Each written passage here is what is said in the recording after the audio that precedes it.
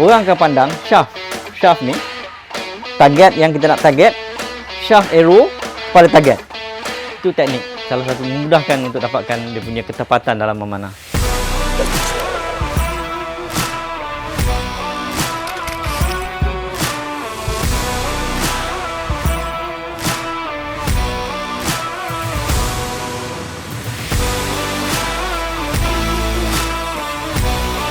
Saya Sofyan bin Haji Muhammad Sadeh. Saya berasal daripada Duran Tunggal Melaka. Pekerjaan yang saya ceburi peringkat awal dulu adalah bidang microelectronic, di bidang mechanical engineering. Bidang last kali saya rasa inilah waktu yang saya nampak satu bidang yang boleh beri satu cabaran bagi saya, dan saya buat besar. Mostly customer request dalam 40-35 pound. That is suitable punya requirement lah. Especially orang beginner, saya akan offer dia lebih kurang 30 pound itu. Itu yang kebanyakan yang saya offer lah. Perbuatan yang pertama sekali saya buat adalah bebo. Dia menggunakan sama recurve punya bow yang Olympic main juga. Saya transfer that in craft tangan dalam model orang kata seni Melayu tu sendiri. Bila seni tu melibatkan bentuk dan corak apa yang kita nak buat. Kadang-kadang kita tengok dalam market pun dia punya siar mana ujung ni pakai siar lah. Siar normal.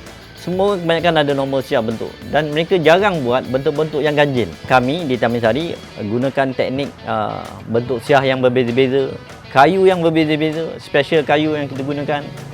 Dan ada orang yang pernah minta kayu yang jenis kenaung, arang bunga, semua kayu-kayu yang baik-baik lah.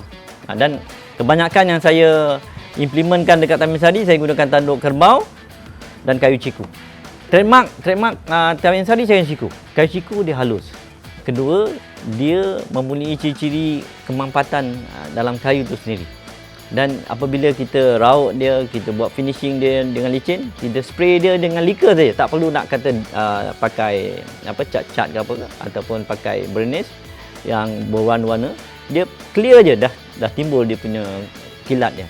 Kita masukkan gam di dalam ni, contoh kita ambil gam ni, kita masukkan dalam ni. Ratakan permukaan gam tu terus. Lepas tu dah siap, kita akan masukkan jig ni di dalam ni. Maka kita akan bend. Inilah dia punya bentuk ni, kita akan clamp lah. Kita clamp.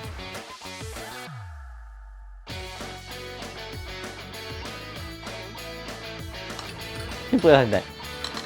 Then you get one bending bow. Saya gunakan itu aja kali. Saya gunakan banyakkan kayu ciku.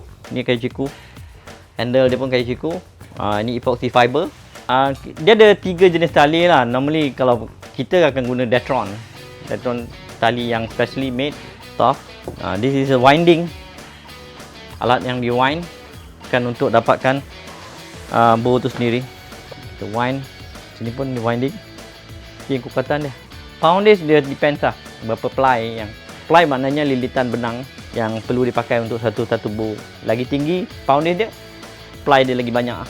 Kenapa saya panggil ni horse bow? Pasal dia memanah berkuda. Yes, dia boleh on horse. Dan dia boleh transfer dekat ground juga. Kita boleh memanah berkuda dengan ground. Dia dua function.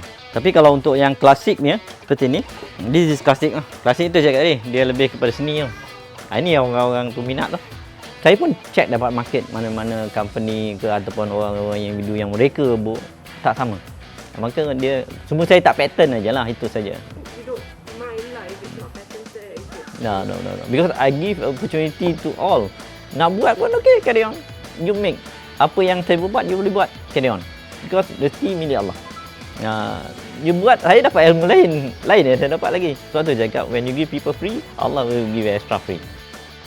Apabila dia gunakan tangan, saya akan gunakan 3 jari untuk supportkan antara string dengan dia punya lengan. Tarikan dia, saya tak tarik dekat straight sini, saya akan tarik di luar. Kerana the angle dia, center point of the bow, dia akan tarik ke sini. Orang akan pandang shaft ni, target yang kita nak target, shaft arrow pada target. Itu teknik salah satu memudahkan untuk dapatkan dia punya ketepatan dalam memanah. Kebanyakan bower, mana dia nak tanggung kos apabila orang dah beli, takkan dia nak tanggung orang tu punya bu lagi, dia tinggal forever lah. Kami cuba beri orang kata kepuasan. Saya punya specialties adalah bu saya boleh upgrade, dan dia boleh downgrade. Bu yang sama saya boleh naikkan poundage dia, saya boleh turunkan poundage dia. Dia boleh interchange dengan bu baru. Ada period warranty lah, saya bagi warranty period. Dalam masa setahun dia boleh tukar. Memang saya ada sebab lah, pasal dalam ilmu pembuatan pun saya dapat percuma je. Ilmu saya tak berguru mana-mana pun, memang gifted lah daripada segi pembuatan. Gunakan peluang ni dan saya berikan pada orang lain yang manfaat. Saya ajar orang dalam pembuatan bu pun percuma je. Siapa datang dari Malaysia pun, siapa nak belajar, saya train free of charge. Okay, dalam memanahkan Nabi SAW ada hadir itu. Dalam memanah ada kekuatan, dalam memanah ada kekuatan. 3 kali ulang. Mana memanah tu salah satu kekuatan orang dapat daripada berbagai-bagai aspek. Gantung, panah pun, apa yang Nabi SAW buat, perkara yang tu, maka dia akan jadi satu sunnah. Itu kebanyakan itulah yang menyebabkan ramai orang tertarik dengan amalan tersebut. Ini 30 pound. Bila dia nak upgrade kan, saya akan gunakan lim ni. Lim ni yang saya akan tambahkan dia punya belengkungan dia, panjang dia atau pendek dia. Dan itu nama upgrade. Begitu juga dengan bow yang tradisional. Contoh kalau bow tradisional ni, saya nak upgrade kan dia, saya akan, this is handle. Handle ni saya akan bentukkan lebih curve, ada radius dia. Radius ni pun akan ada perbezaan. Siah ni punya angle pun akan ada sudut yang tertentu. Maka dia akan tambah poundage. Dekat awalnya anak saya lah yang involve. Bila nampak pelanggan begitu ramai, mula minat dalam bow Tamir Sari itu sendiri, maka saya cubalah adapt pekerja-pekerja lain untuk bantu saya dalam pembuatan.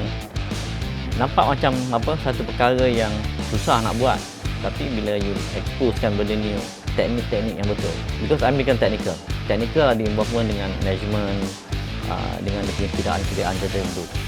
Saya transferkan that teknologi dengan sedikit ilmu yang saya ada dari segi betul orang kata kiraan. Saya transfer that teknologi sama juga dekat sini. Itu yang dapat beri peluang bu saya lebih disukai ramai. Macam itulah yang saya nampak.